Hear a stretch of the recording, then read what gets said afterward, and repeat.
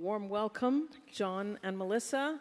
And as you can see, I'm still up here. Sorry about that, but I had a couple of back-to-back talks here today.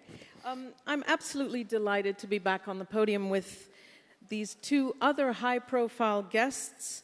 We have here the artist, John, are you checking your phone? No, I was checking something to say afterwards. Okay. They're his notes. Because I knew you'd get to me in a minute. The artist, John Akomfrah, who is representing Britain at the Venice Biennale right now. So you can go to the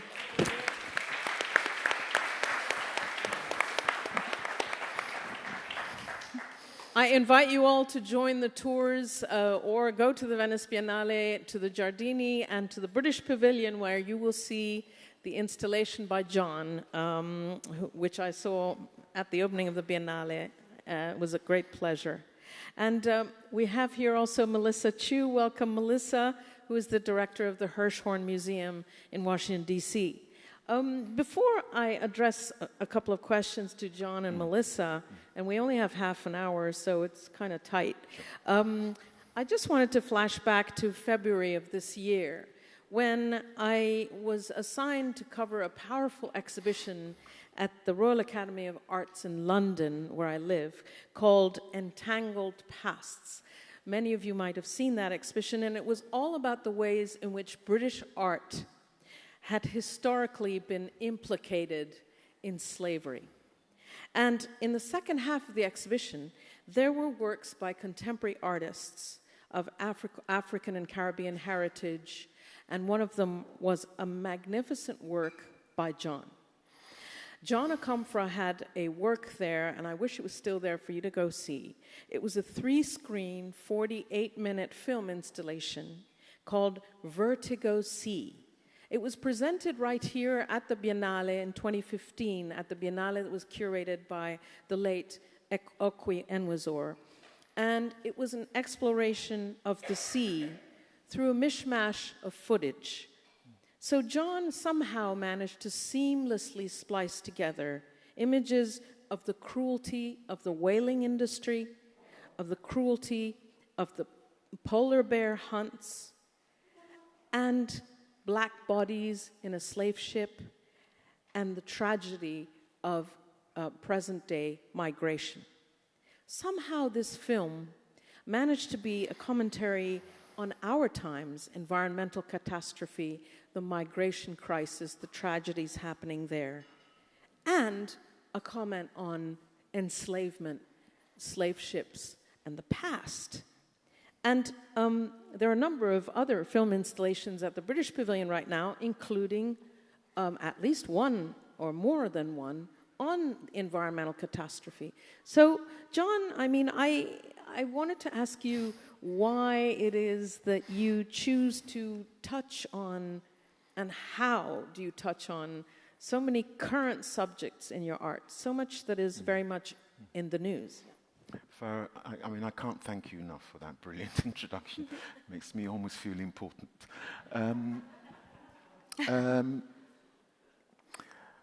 I mean, just all the words that you mentioned are clearly important to me. You know, environmental catastrophe, and you know. We can't hear you, John. You can't. Okay. Just all the words that you just mentioned. I think I'm going to get feedback. So let me just try and speak louder through this one. Are all important to me, but. When we met this morning, my good friend Melissa and I, to talk, I was trying to figure out how to say something meaningful. I have that problem every day. About the work.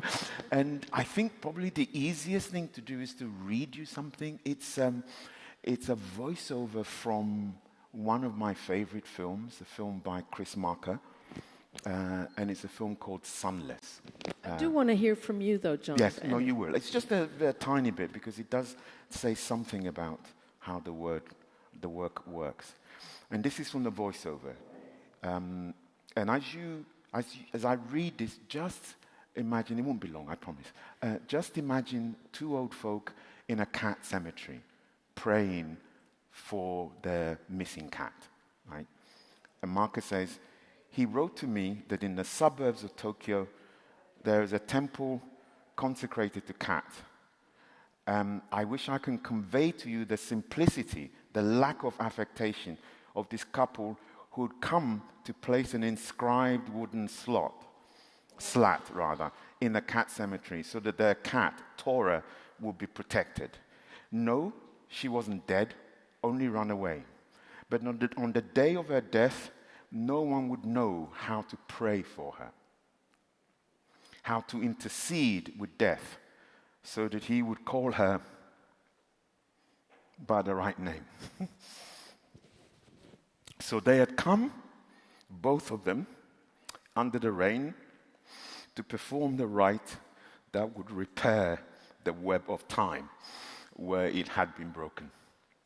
And I'm always moved by that. It's a beautiful story. Yeah, I'm always moved by that because actually, yes, I care about all of these keywords that inform the work, but it's about trying to formulate an ethics of disenchantment that through which we can heal the webs of time. An ethics of disenchantment. Interesting. If you look at the work in the show now, there's one in particular on DDT. DDT was really the wonder drug from the Second World War. And I remember as a child people speaking in glowing terms about DDT. Now, of course, one of the disenchantments of that rhetoric was that it caused a lot of harm and damage. But that wasn't allowed to be spoken about at the time. So an essay film, an installation now can go back and look at a number of things at the same time. What was said for, what was said against, who dismissed what, and all of that. Yeah. You have an incredible freedom, it's true, as an artist. This is the ethics of disenchantment that I'm speaking. The ethics of disenchantment. Melissa, you're the director of the Hirshhorn, as I said, in D.C., and you similarly engage with a lot of different issues through your museum program. And I wanted to get you started by talking about a work by John Akomfrah, ici présent, who it's called Purple. Can you talk about this work? I'd rather hear from you describing Purple by John. So Purple is a large-scale 6-channel or 6 projection screen work that I think, John, you've spoken about this work in terms of it being about the Anthropocene, climate change. And I think some of the challenges around talking about this issue is how to humanize it. It's a big issue. Everyone knows it is. But really, how do you figure out how to connect people to that work and to that issue? And I think, John, through the selection of film and video, both old, archival, historical, against your newly filmed video sections, you create not so much a narrative even, but almost a mood or an immersion that is very moving. It's like you are fully immersed in this moment. And I think that that's one of the strengths of that work. Okay, so, as part of that discussion, why is it important for you to, as a museum director, have work that engages, to go back to the previous panel, to have work that engages with the issues of our time? So as the National Museum of Modern Contemporary Art in Washington, D.C., we think of our mission as reflecting the art of our time, the issues of our time. And for the past decade, we've been speaking at the museum, and many other museums have, about how to truly be a 21st century museum. And if I were to think of the 2 key issues for this century, at least in my own view, it would be about climate change and the US-China relationship as a geopolitical issue. And so at the same time as we showed acquired purple for our collection in collaboration with the ICA Boston and then showed it, we also had an exhibition of Chinese photography from the turn of the 20th into the 21st century. And so it is our thinking is how do we reflect the broader issues of our time, but through the art that's being made right now. John, so I guess so you've got a clean slate in front of you right now, right? You're in the Biennale, you've got all that work that you made there, and so now you've got to make new work, right? As you project and you look at the world today, it's a pretty messy place, right? For many reasons. I mean, we all have tremors, well, some of it, hopefully, I guess I have tremors about the American election, for example. There are all kinds of world events, what's happening in the Middle East. These all give us serious tremors. And so you as an artist, considering what Melissa was just saying, how do you view your mission in making art for the future? I mean, the relationship between what we do and the museum isn't a simple one-way traffic. In other words, I'm not sitting outside thinking, I know, let me do something that's topical that we can get into the museum. Much of it actually starts inside the museum, weirdly enough, because it's not, for me at least, a question of simply finding new themes for the museum. It's also about looking really forensically at what exists inside the museum. So can you tell us which museum you visit for inspiration and some works that you've looked at? Sure. I mean, I've been going to, oftentimes people position artists of color as outsiders who are coming into the art world to change it. I've been, like many, many artists of color, completely formed by these museums. I lived about 20 minutes away from the Tate Gallery in London, the original Tate Britain. And I went there every week from the age of 13, until I was in my kind of early 20s. And so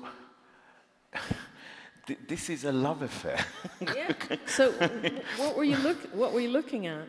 At some point, you realize that everything you're looking at is both beautifully beguiling as well as ominously forbidding. Because you're not there.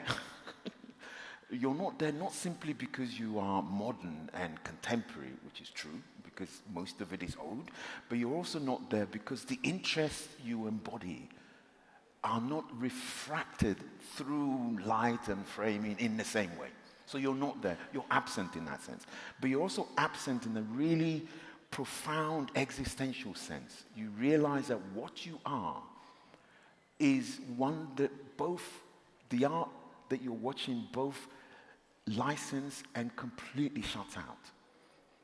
Right? Especially if you're a figure of minority, you realize there are very few figures of color in the art world. And so the realization of this isn't a hate. Like, I'm not thinking, I'm going to go and destroy the Tate so that I can make stuff that represents me.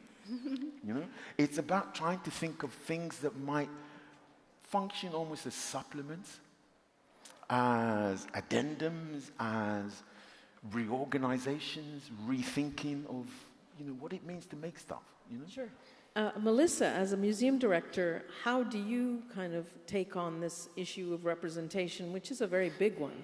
I mean, it's only recently that museums have been giving solo exhibitions to artists who are not white European, and to solo exhibitions to women.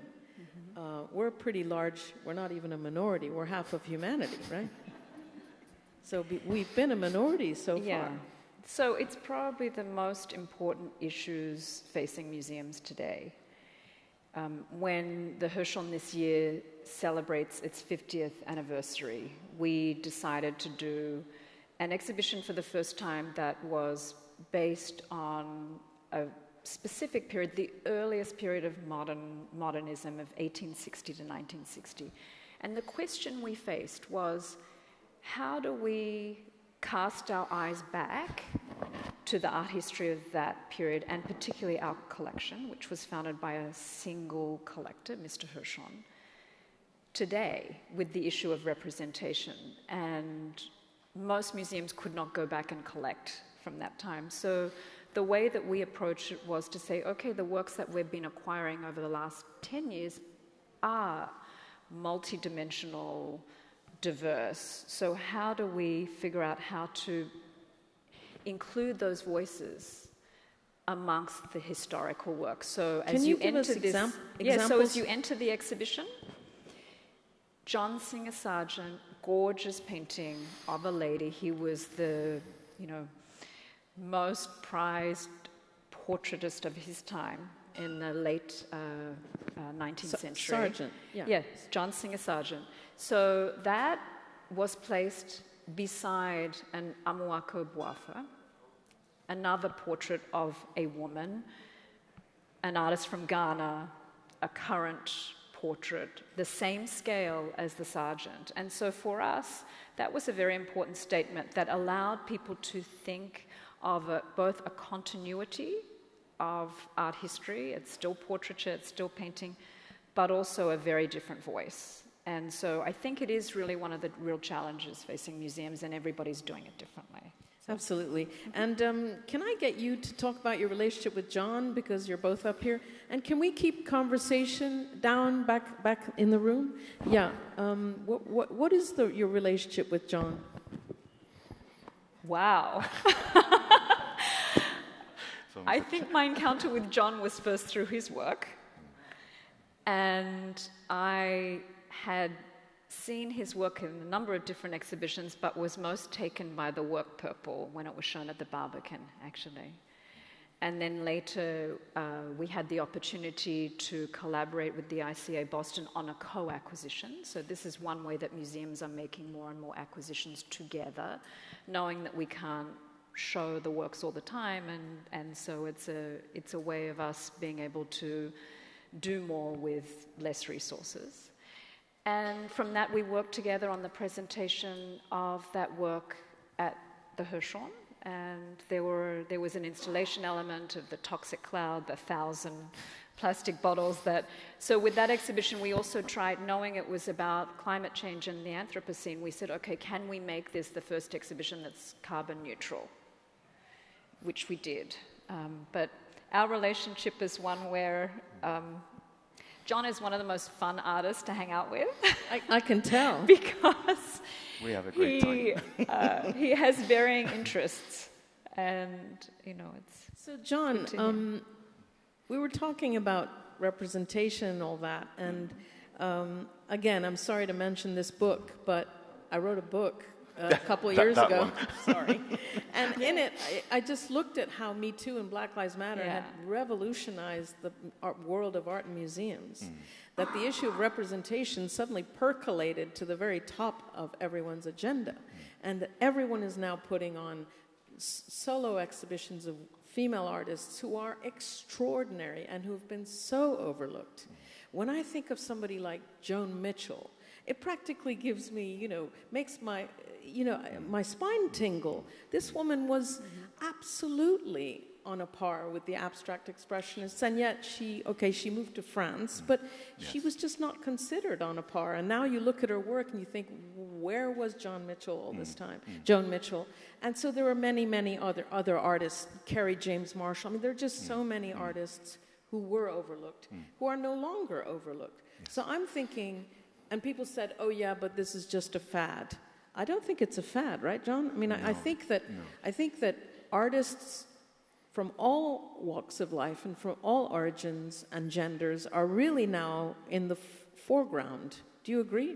Oh, absolutely. I mean, in a way, the crime was that a Joan Jonas or an Adrian Piper, that you'd have an art world in which they didn't figure with prominence.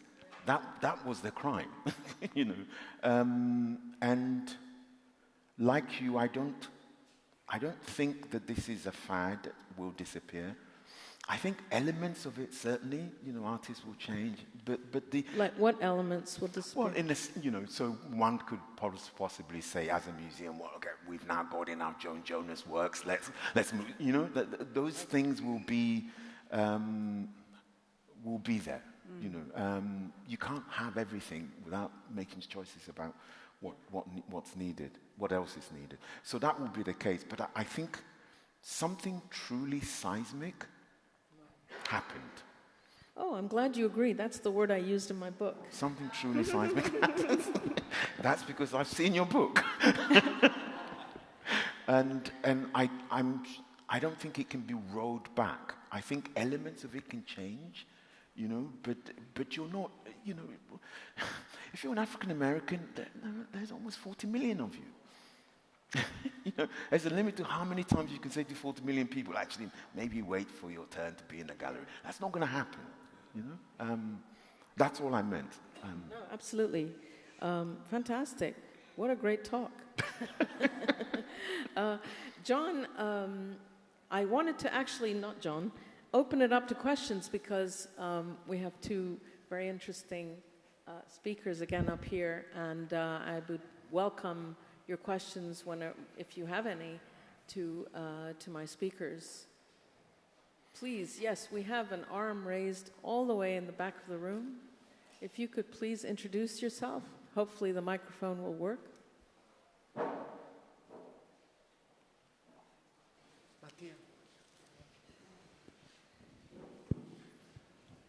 Can we switch that microphone on? Hello, my name is Mohammed, and I'm a space developer, artistic space developer from Florence. I have a question for both John and Melissa on how do you think institutions and museums and artists can transform a viewer from a number to a person, from a passive viewer to a protagonist of the exhibition. That's a good question. Yeah. Are you done?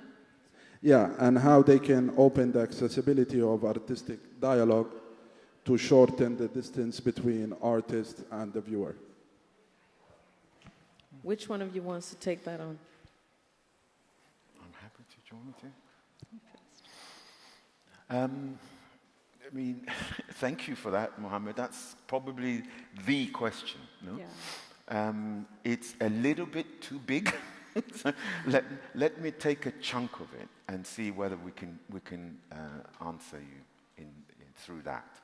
One of the reasons why I'm interested more and more in doing multi-screen work is to make a kind of separation between the perceptual possibilities of the cinema and the time-based possibilities of the gallery, the museum. I think that there's something profoundly democratic about a work which is decentered in some way, which gives you as a person and a viewer the right to decide whether you watch 3 screens or 4 screens or stay for 10 minutes or, the default might feel slightly authoritarian, but actually the ethic behind it is a democratic one. It's about trying to empower perceptual possibilities in the museum world. And I think that is, in principle, what the museum or gallery is about. It's not the same as, for instance, buying a ticket to go and watch the film where, you have to be there at 7 o'clock, it starts. Sometimes they say, well, actually, it's 7:10. No, you can't come in.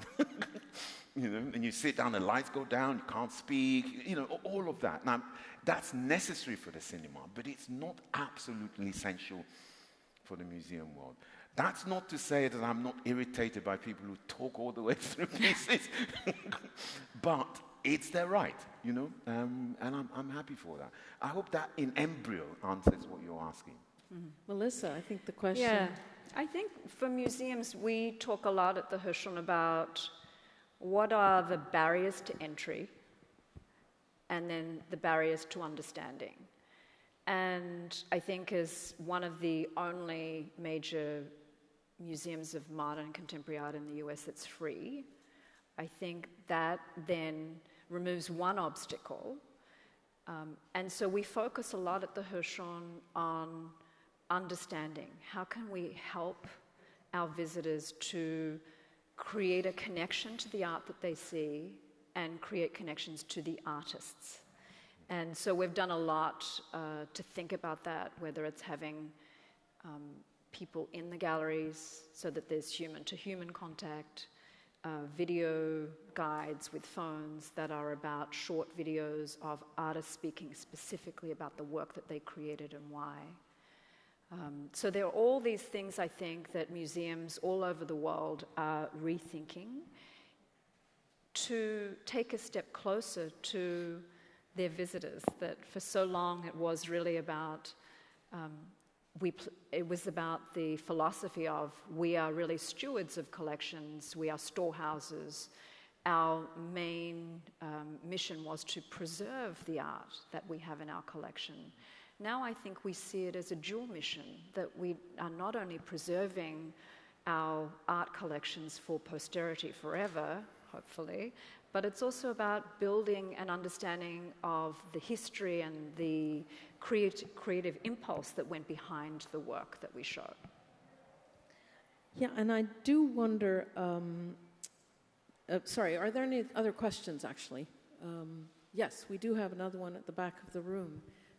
Can we turn the microphone on for this question? Is the mic on? Okay, it is. Thank you so much, both of you, for the talk. My name's Andrea. I curated the Nigeria Pavilion. I'm also part of a new organization called MOA, which is the Museum of West African Art in Nigeria.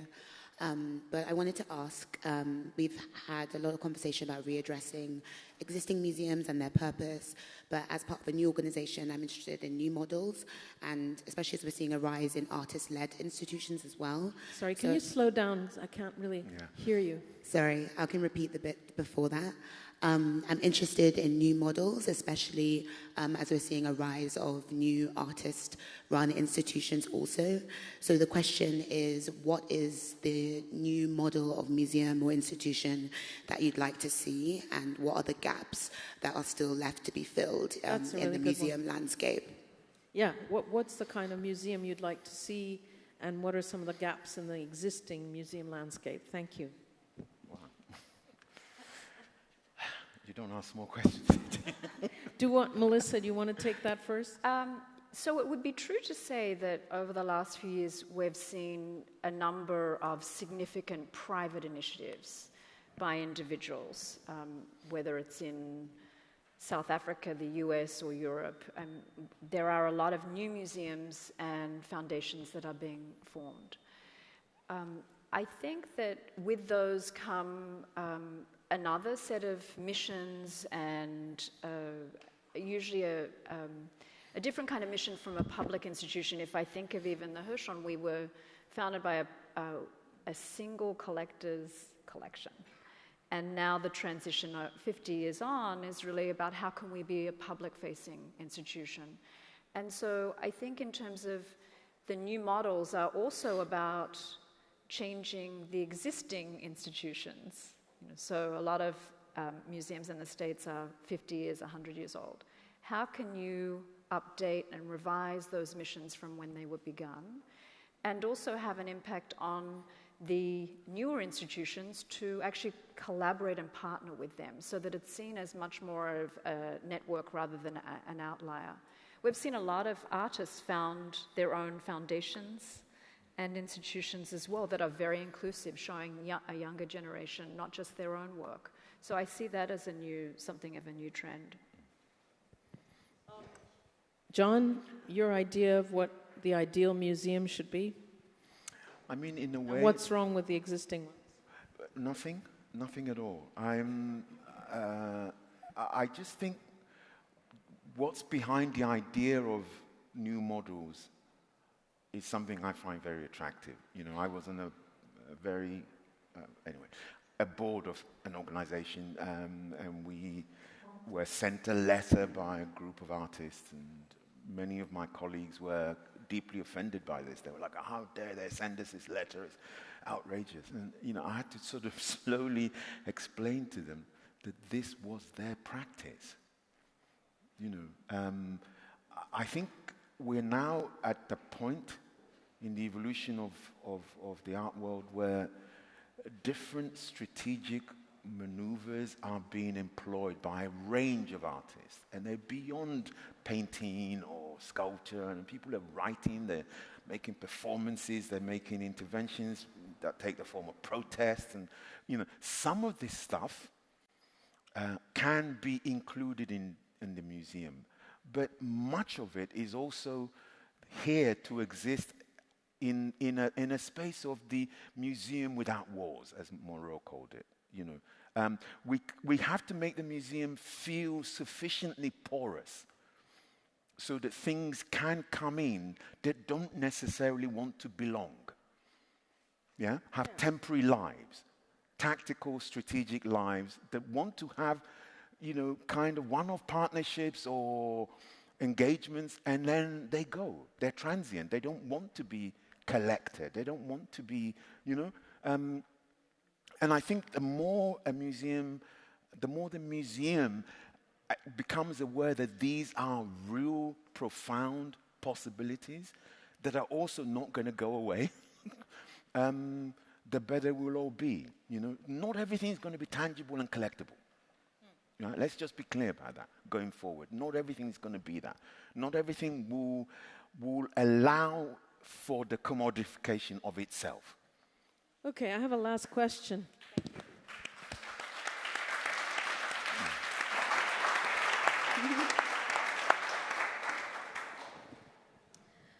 I have a last question, and I'm going to address it to you, John. It's kind of a big one. Sorry. Again? You ready? I mean, we were having a discussion with colleagues last night, and my colleagues were saying, this whole business about art can change the world. It's not true. I mean, in the visual arts, when did a piece of visual art change the world, et cetera, et cetera, et cetera? And so that's the question I want to put to you, John, because in your work, you do seem to want to address societal issues. And when you show slave ships in the work I was describing, when you address issues like the tragedy of migration, etc., these are messages that you're putting across. So what can artists do to change the world? Thank you, Farah. I mean, I'm reminded of a bit from Chris Marker's Sunless, where he says, people always say time heals all wounds, but actually, one thing time doesn't heal the wounds.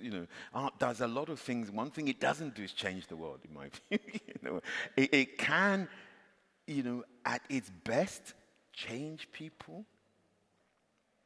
At its very, very best, it can reorientate groups, change narratives, and so on. But changing the world, I'm afraid, is not one of its functions. That happens when people, feel that they have agency and they want to do things. It's, in a way, too much to put on the artwork. Yeah. Well, I'm going to have to end on that note and thank my speakers very much. John Akomfrah, Melissa Chiu, thank you so much.